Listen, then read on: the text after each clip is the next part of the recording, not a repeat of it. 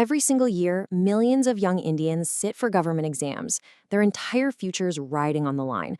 But what happens when the very system designed to give them a fair shot is itself in question? Today, we're going to pull back the curtain on the hugely controversial tendering process for these massive, life-changing tests, all based on a really detailed investigation. So let's just get right into it. The core question we're asking is simple, but incredibly important. What is really going on behind the scenes of India's biggest government exams? We're going to unpack some pretty serious allegations, follow the paper trail, and look at how the rules of the game seem to have been bent, if not broken. All right, first, a little bit of backstory. Because to really get what's happening now, we need to rewind and understand how we even got here. So way back in '75, the Staff Selection Commission, the SSC, gets formed. For decades, it was all paper-based exams. But then came the 2000s, and with a huge surge in applicants came chaos, mismanagement, and constant paper leaks from the printing presses. The breaking point was a massive leak in 2013. The solution? In 2015, the government decided to move everything online to a computer-based model. After a few stumbles, a much stricter tender process in 2018 was won by the giant company TCS, and things actually stabilized for a while.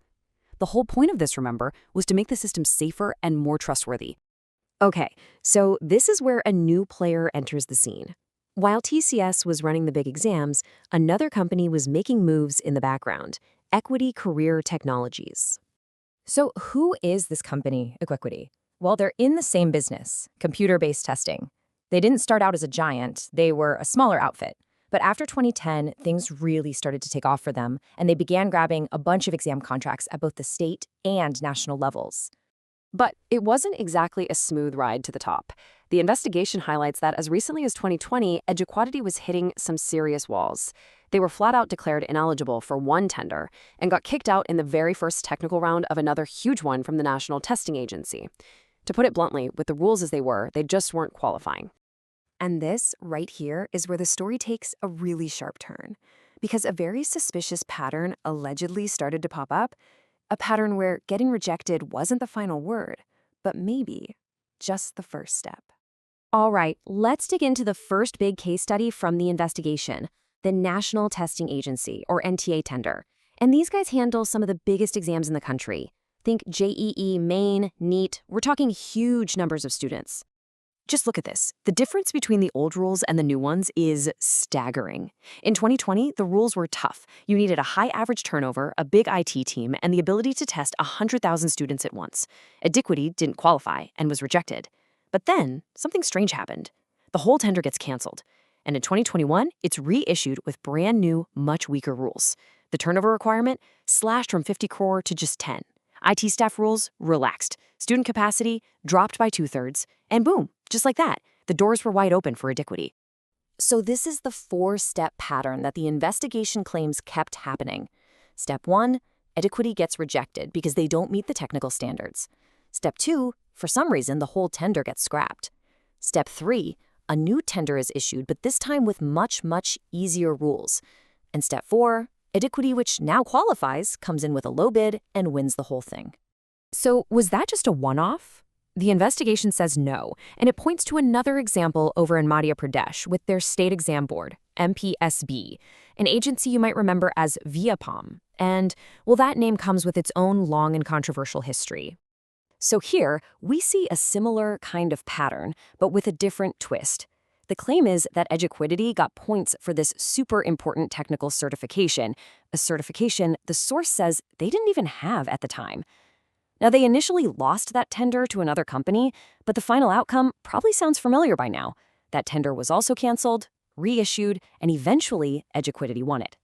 And all of this pattern we've been talking about, it seems to lead right here to the biggest prize of them all, the massive multi-year nationwide contract to run the Staff Selection Commission exams. And once again, the source alleges the rulebook was completely rewritten.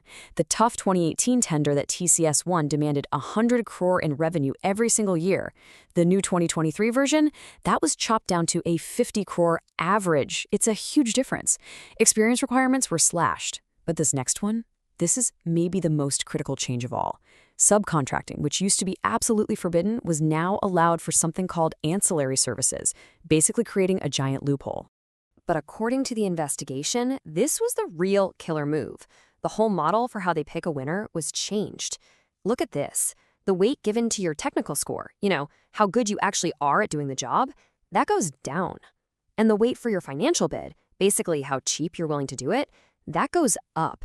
The message was clear. Price was now more important than quality. So what did this all lead to?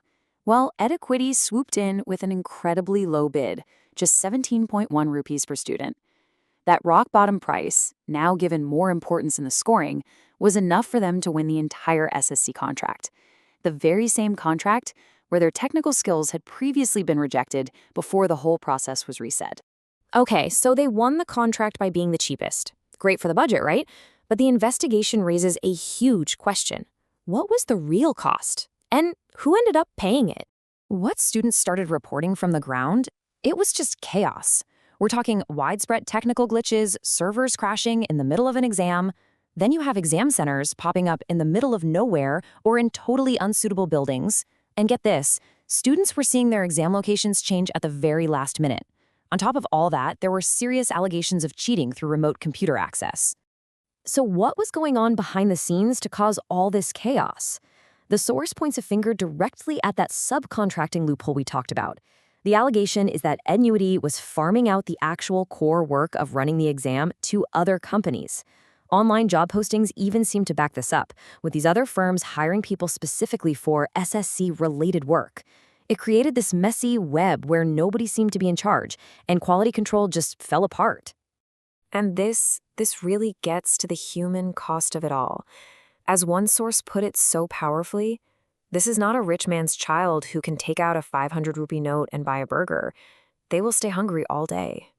It's just a gut punch reminder that for so many of these students from poorer families who travel for days just for a chance, these failures aren't just an inconvenience. They bear the heaviest burden.